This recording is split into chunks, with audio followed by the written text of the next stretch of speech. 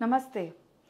We all must have experienced bowel issues at some point in time, and it's possible that these symptoms could be indicative of a common gastrointestinal disorder known as the irritable bowel syndrome, also known as IBS. IBS is a chronic condition characterized by a range of distressing symptoms. Actually, crucial for us, in fact, to understand deeper about what IBS is, to recognize the symptoms early on, and to seek timely medical intervention, adopt effective management strategies that can significantly improve the quality of our lives. Today, we're very happy to have with us Dr. Karthik Natarajan, consultant gastroenterologist and hepatologist from Apollo Hospitals, Greaves Road, Chennai, who with his extensive knowledge and expertise will guide us through some intricacies of IBS, including its symptoms, diagnosis, treatment options and more. Thank you for joining us today, Doctor. Thank you for having me here. Without further ado, let's get started. Can you explain the condition irritable bowel syndrome? Yes, so irritable bowel syndrome or IBS is a condition which affects people across all ages, although it's more common after the age of 15 years and it can go up to into any decade of one's life.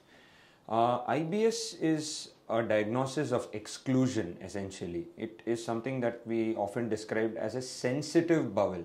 So people may often complain of abdominal pain or more often abdominal discomfort. So abdominal pain points to a particular symptom or it targets a particular organ or region of the whole abdomen, whereas a patient of IBS will often complain of abdominal discomfort. The sensation of something not being right. They may have bloating. Many times they have stool disturbances, and hence it is known to affect the large intestine more commonly. So stool disturbances can be in the form of either constipation or diarrhea or loose stools as it's known as. Or there is an entity called pain predominant IBS, wherein the patient only complains of pain essentially or abdominal discomfort essentially, and their bowel movements are quite okay. Often it is associated, or we see patients who complain that they have these complaints with specific food triggers or certain events like stress or during periods of travel or during periods of high performance states, like for example prior to exams, during exams, whenever they have a project and they have to deliver something, and or if they have a target which is just around the corner. So this is the time when the patient experiences the discomfort most often, and sometimes it may just go on post this episode. Currently, IBS or irritable bowel syndrome, at least this diagnosis, forms at least 70% of one's gastroenterology practice. So it's currently among the most common conditions that we see. So, what are the common symptoms of irritable bowel syndrome, doctor? So, commonly a patient would present with bloating, they may present with constipation, they may present with diarrhea, they may present with abdominal discomfort, or more often, like how it's recently a change in the whole diagnosis has been brought about, wherein it may not be necessarily diarrhea or loose stools. Similarly, it may not be constipation. It just has to be a change in the form of one stool. So suppose a person was passing stools normally and just feels that there's a slight change in the pattern or the habit. That also comes under the whole definition of IBS. Similarly, if you complain of abdominal pain, which is localized to a part of the abdomen, it's not necessarily IBS. The patients with IBS usually complain of abdominal discomfort. It may be in the lower abdomen or diffuse or generalized, as we say, all over the abdomen. There are certain conditions like reflux or dyspepsia which have an overlap with IBS, and hence a patient may also have upper gastrointestinal tract symptoms like bloating associated with belching or burping, or they may even have reflux symptoms which are associated with this condition. Doctor, you mentioned initially during your introduction about people undergoing stress and a project deadline, and people who have perennial stress, Right. or maybe a short-term stress. Are these the only potential causes of IBS? No, there are. So IBS is. I would like to reiterate that IBS is a diagnosis of exclusion, and I'll come to that part a little later. But it is multifactorial. There is not a specific or single causative agent of IBS. To start with, the younger age group most commonly experience it post an infection. So there's an entity called post-infectious IBS, wherein you may have a young female, it is more common in the female group, or a young male for that matter, especially post a viral infection, viral gastroenteritis, or they may just say that I ate some food outside and I had an upset belly or an upset tummy, and it lasted for about a week, but now it's been 2 to 3 months post that, and still my bowel habits are not regular, still I'm feeling bloated, still my abdomen is a bit bloated and heavy. This is called post-infectious IBS. On the other hand, it may be associated with certain other states like psychiatric conditions. It may be associated with depression.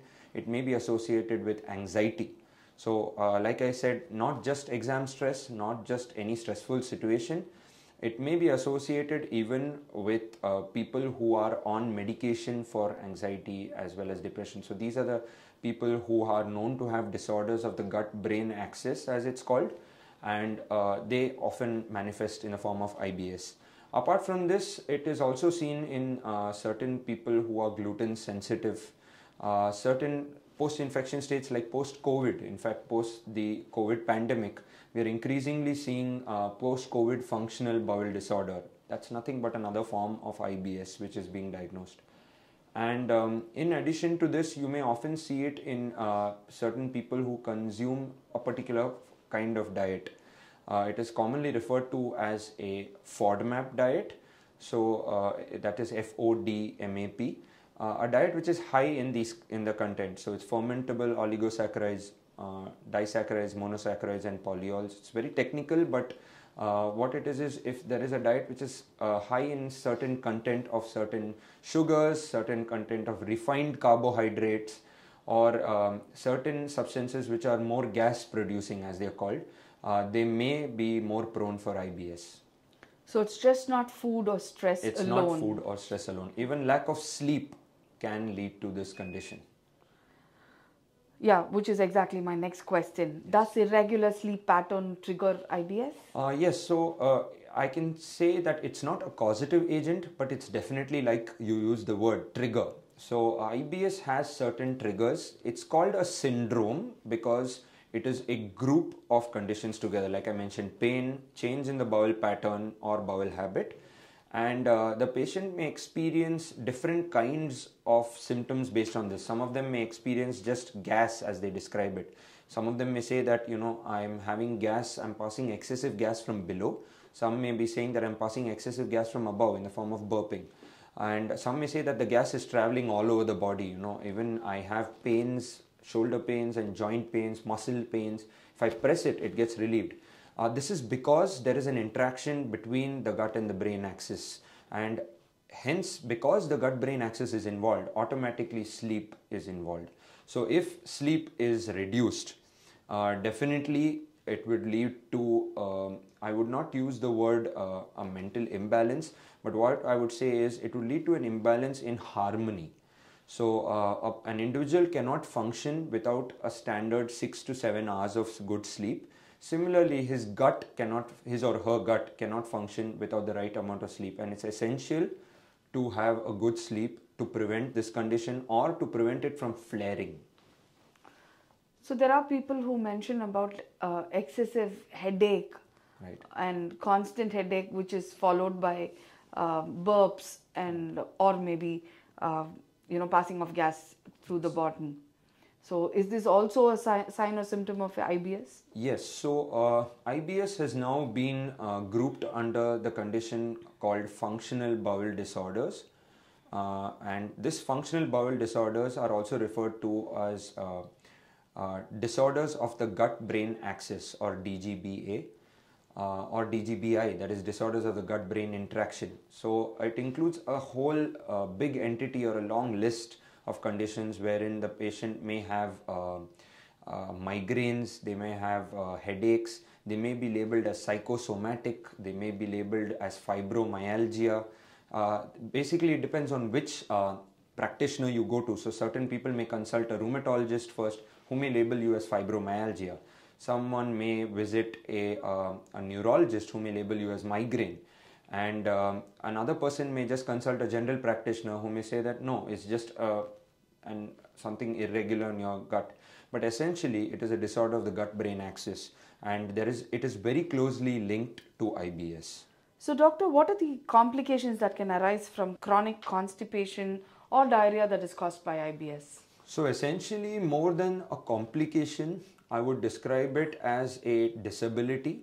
IBS is not a condition which would lead to any mortality. It would not lead to a life-threatening event, in other words.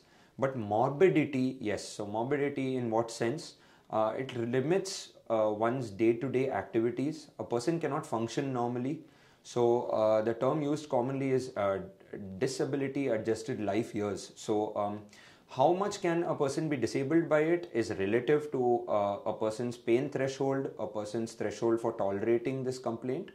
On the other hand, what kind of complication it can lead to? So if you have a long-standing constipation, it may lead to over a period of years, a patient may complain of mucus in the stools.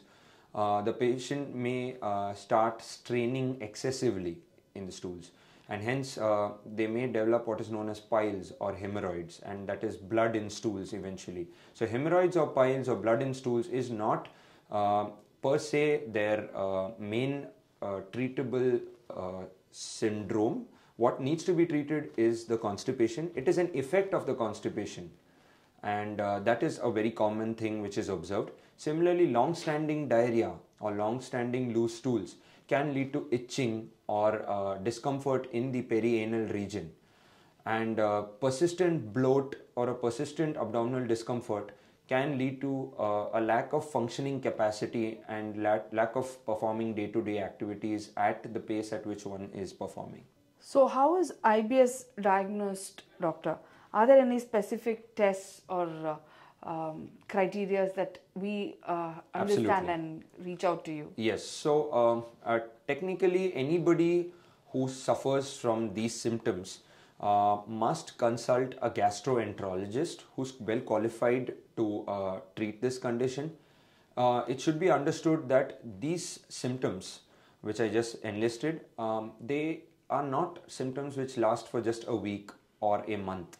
Essentially, as per the guidelines at least, a person must have any of these symptoms for at least a day in a week, and the symptoms should be present for at least 3 months with an onset of these condition at least 6 months prior.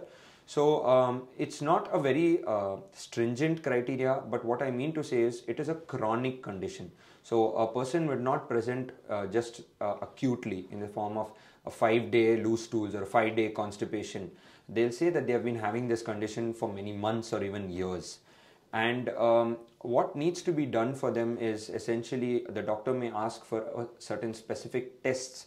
So when I meant that it is a diagnosis of exclusion, what I meant is we need to rule out organic conditions. So something which can actually produce harm to one's body. So as I said, irritable bowel syndrome will not cause morbidity or mortality to that extent. But what it will cause is a disability in one's day-to-day activities. So what are the conditions which can cause significant morbidity or mortality has to be ruled out.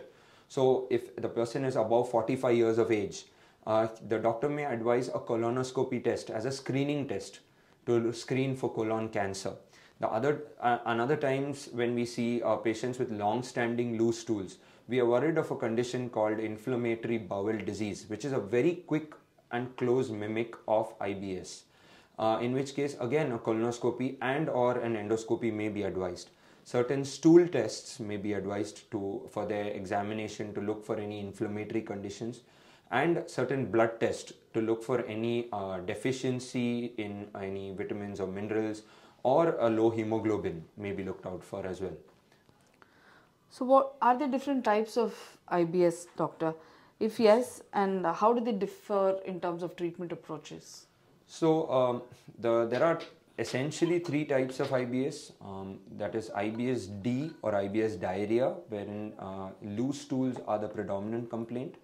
There is IBS-C or IBS constipation, which is slightly more common in our practice, where constipation or difficulty in passing stools easily is the predominant complaint. And the third variety is IBS-M or IBS mixed type, wherein the patient may say that I'm having alternating loose stools and constipation. There are days when I have normal motions, and there are days when I have abnormal loose stools, and alternatively there are days when I have just hard stools which are difficult to pass.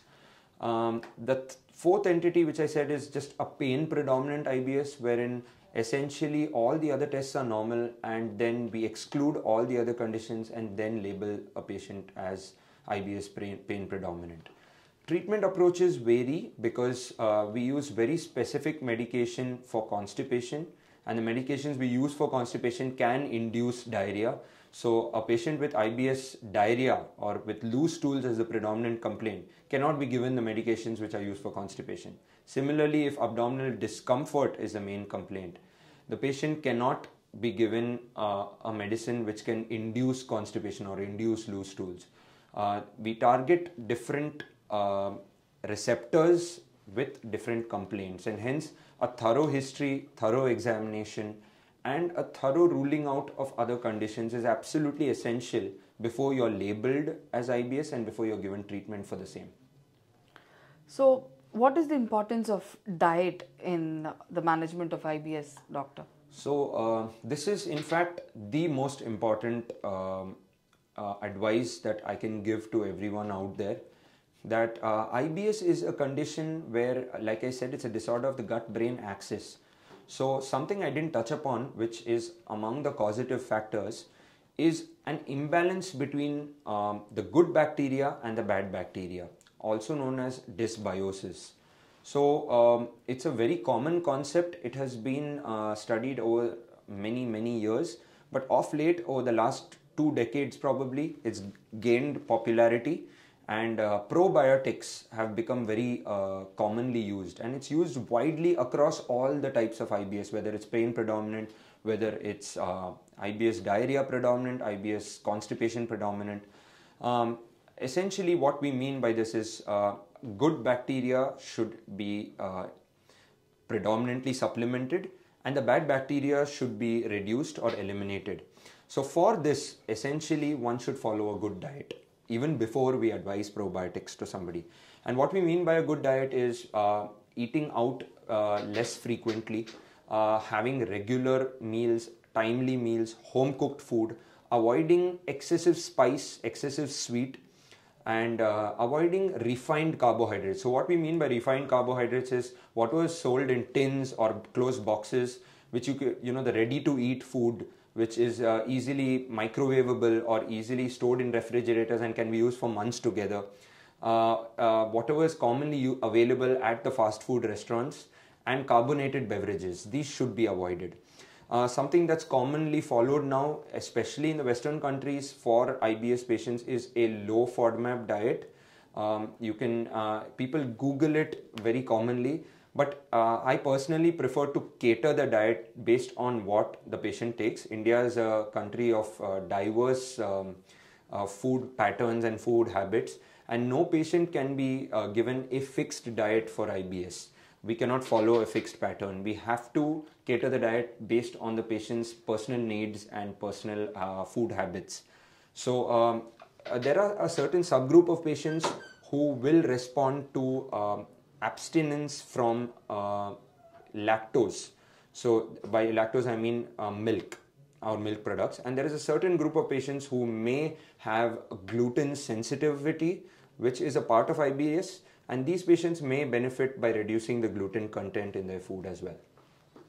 How does regular exercise help, doctor, in managing the condition? Yes, it's again a very important component.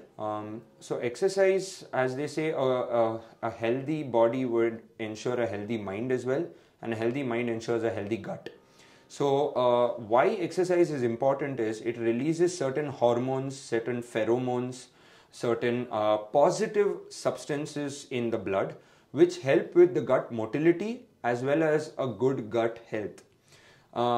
It ensures that we sleep well, as well as the right amount of food can be taken at the right time. So why is exercise important? Of course, if you don't exercise, it leads to all the other conditions, which is heart related, brain related, and gut related as well, like fatty liver, which is a close association. But what is essentially more important is how is it related to IBS? A person who does not exercise automatically tends to have more constipation than others because the bowel just won't move as frequently. Basically a sedentary lifestyle versus a person who moves regularly. So what kind of exercise can be recommended? It's a mixed pattern, but aerobic exercises at least 150 minutes a week, which amounts to 30 minutes or half an hour in a day for 5 days a week, which gives you 2 cheat days every week. And this can be in fact even combined. So you can do 3 days of aerobic exercise, which means walking or jogging. And in addition to this, even strength training can be advised twice a week.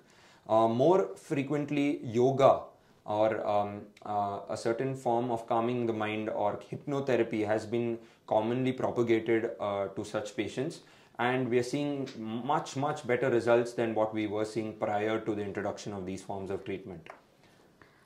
Doctor, is medication the only form of management of IBS, or people have been advised for undergoing certain procedures as well? So essentially, IBS is not a condition where a patient would require any procedure for the treatment of the same thing. It's not a condition where a surgical procedure or an endoscopic therapy may be required.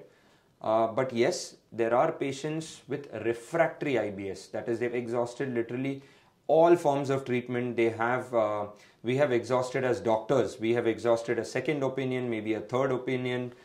We sent to a couple of other centers to evaluate and rule out every possible organic condition. We give every possible therapy that's available in the book. I think something that's of late available is something known as fecal microbiota transplant, or FMT as it's known.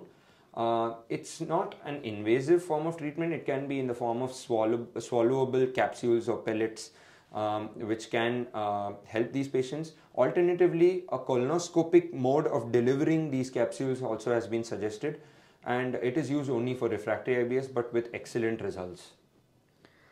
We'll take some questions from our viewers, Doctor. Sure. Are there any potential risk to the baby if a pregnant woman with IBS takes medication for their condition? There are certain medications given for IBS which your doctor might advise you to take for a finite period or for a short period. And these medications require a close follow-up. But essentially, most of the medications for IBS are, I would not say the word harmless, but they can be safely consumed even during pregnancy. If at all there are such medications, I would advise all the people planning pregnancy or the periconceptional mothers or those who have conceived to definitely consult their doctor as to whether the medication is absolutely safe or not. As to whether this medication can pose any risks to the newborn, the answer is definitely not, because most of the medications given are safe, and only safe medications are prescribed during any possible trimester of pregnancy. So it is okay to... It is okay to take, maybe the medications would be reduced during this period, but it is safe to take some medications during this period, yes. My 56-year-old aunt has IBS and her doctor has prescribed some medication. Are there any potential side effects of the medication that I should be aware of? Yes, so essentially, like I said, the spectrum of IBS moves from constipation predominant to sometimes diarrhea, sometimes a mixed pattern. So if a patient, like if the 56-year-old lady has been taking a medication which induces stools because she was constipated, she can subsequently develop loose stools which are related to the medication per se. So if she is complaining of loose stools, she definitely should discuss this with her doctor, or her doctor should advise her that, you know, I'm giving you so and so powder and I'm giving you so and so medication, and you may pass more than 3 bowel movements a day. And now probably you need to watch out or reduce the dose if this happens. On the other hand, I often tell patients that, see, my medication and my dietary advice are only 50 to 80%. You have to put in 20% of the effort. So what I mean by the 20% effort is you've got to listen to what I just told you. You've got to make a note of your new symptoms. You've got to follow the dietary advice. You've got to follow the lifestyle advice. You've got to follow the sleep advice. You've got to calm your mind down. And at the same time, if these medication has given you any new symptom, or if any of your symptoms are not relieved, you have to maintain a table or journal or a note of the same and tell it to me the next time you follow up. So since this condition is a chronic condition, by chronic I mean a long-standing condition, it's very essential to understand that you're not going to get relief in the short term. You have to trust your doctor, you have to build a relationship with your doctor, you have to spend time in telling your symptoms, you have to spend time in listening to what the doctor says, and then you have to give some time for the medication to act. Because it's not going to act in a matter of days or weeks. It takes a fairly long period of time. Hello doctor, my doctor has recently diagnosed me with IBS and she has prescribed fiber supplements. Can you please explain the role of fiber supplements in managing constipation associated with IBS? So fiber supplements are among the most commonly used medications for constipation predominant irritable bowel syndrome, and the reason is because among all the other medications it's considered the safest, and there are various studies which say that consuming more than 20 grams of fiber per day is essential, beneficial in helping the IBS as well as prevent colon cancer in the long term. So healthy amounts of fibers are definitely good, and hence almost all the doctors would essentially start with fiber supplements for constipation predominant IBS or pain predominant IBS. We ensure that the patient has at least 2 smooth bowel movements a day. Fibers are totally safe to consume if consumed in the right amount, and they come with minimal side effects, and they are a very, very useful source of medication for our patients. My mother is asked to do a colonoscopy to confirm the diagnosis of IBS. Is this test necessary at all? So, like I said, colonoscopy would be recommended as part of ruling out other organic conditions. So, conditions which we are often scared of or the patient is more scared of. So, many times we get a patient who complains that, doctor, I've been having loose stools only since the last 3 months, and prior to that I was completely fine. So your doctor may say that, I'm worried. Why is it that you're only having it since 3 months? Is there any change of diet? The patient will say no. Is there any change in your recent consumption of food? The answer would be no. My mother is asked to do a colonoscopy to confirm the diagnosis of IBS. Is this test necessary at all, doctor? Yes, the test is essential, and I'll give you many reasons as to why it's really important. So, like I said, when you diagnose someone as IBS or irritable bowel syndrome, it's a test or a diagnosis of exclusion. You have to rule out all other organic conditions. Organic conditions means conditions which can mimic IBS, which are harmful. So, like colon cancer, colonic polyps, irritable bowel syndrome can mimic a condition called IBD or inflammatory bowel disease, wherein a patient may pass mucus in the stools, the patient may have blood in the stools, but what is essential to determine whether it's an IBD versus IBS is many times they'll have stools at night which wake them up from their own sleep. They may have weight loss. So we don't commonly see a patient of IBS complaining that they have weight loss. They function normally, their sleep may be disturbed, but they still do get their night's sleep. It's not disturbed by their bowel pattern.